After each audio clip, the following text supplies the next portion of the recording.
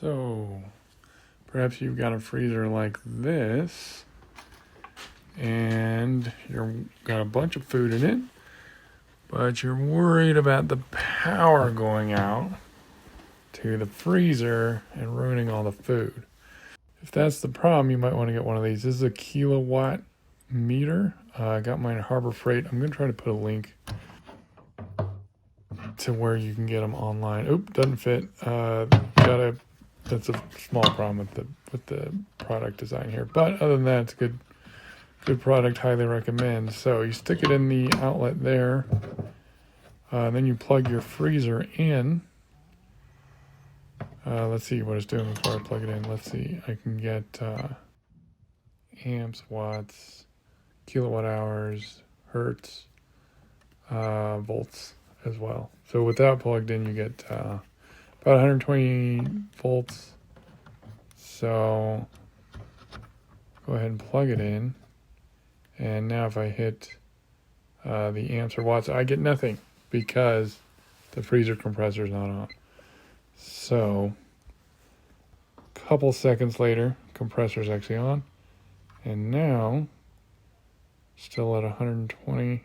Now I'm getting almost a full amp of current and 106 watts, 107 watts of power draw from this particular freezer. That is a really nice data point to have for how much power your freezer takes. Okay, so we saw that the freezer was pulling 107 watts from the kilowatt meter. Now, if it were that simple, we could do a simple calculation and say, oh, okay, if I ran the freezer for 1 hour, then I need 107 watt hours. But the situation is actually a lot better than that, because the freezer compressor does not run all the time. It has a certain duty cycle. It's on for a certain period and then it's off for even longer period typically. So like it'll run for 10 minutes and then be off for 70 minutes or something like that. But instead of actually finding the duty cycle of the freezer, what I did is I put the kilowatt meter on the freezer for a full day, and then came back at the same time the next day and saw how much kilowatt hours I had used. And the meter told me that I had used 0.680 kilowatt hours in the 24-hour period, which indicates that the freezer was using 28 watts on average. I'll go ahead and make this 30 watts. It's approximately 30 watts to make the numbers easier, which is consistent with the labels on the freezer. It's actually a little bit lower. I think it indicated something like it would use 35 watts on average. So that is a pretty low power draw.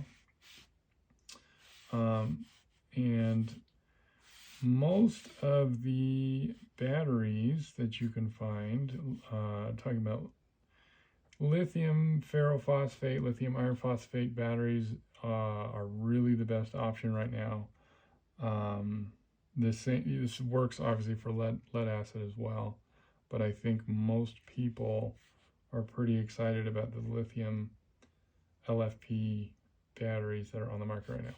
So a lot of these batteries are lead acid replacements, so they come in 12 volt, 100 amp hour. Of course, the main difference with the lithium ferrophosphate is that you can use the entire capacity there. You don't have to use only half the capacity, as is the case with the lead acid.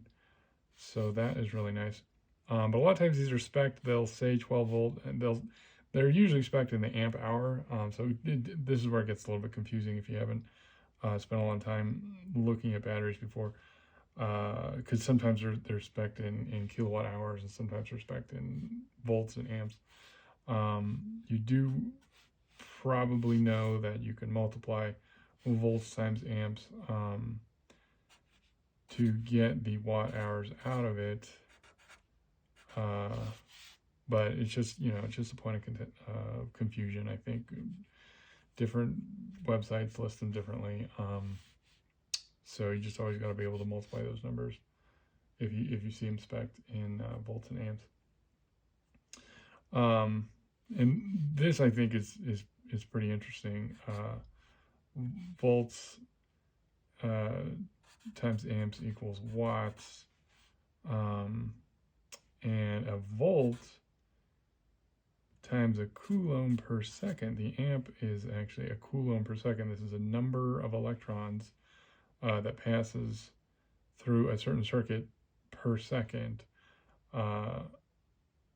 Is the definition of a watt.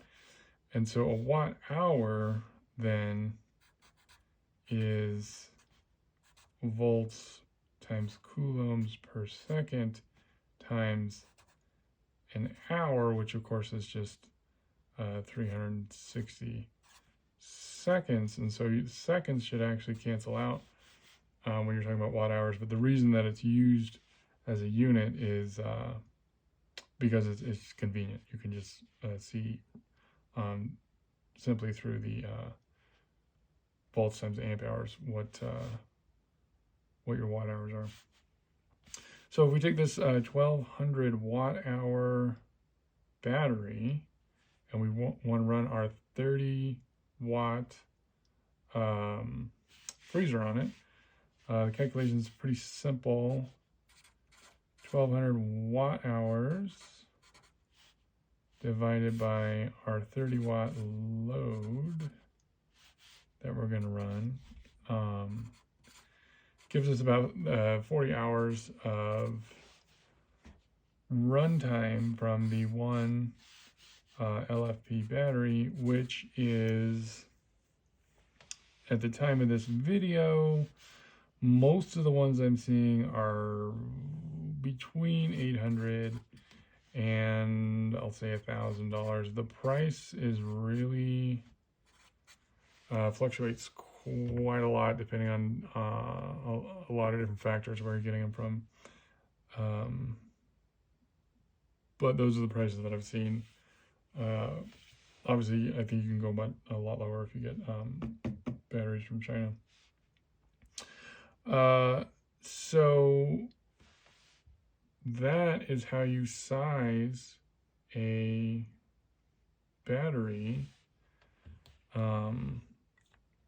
for your freezer. So you can see it's definitely within the realm of possibility to run your freezer for a fair amount of time, almost 2 days,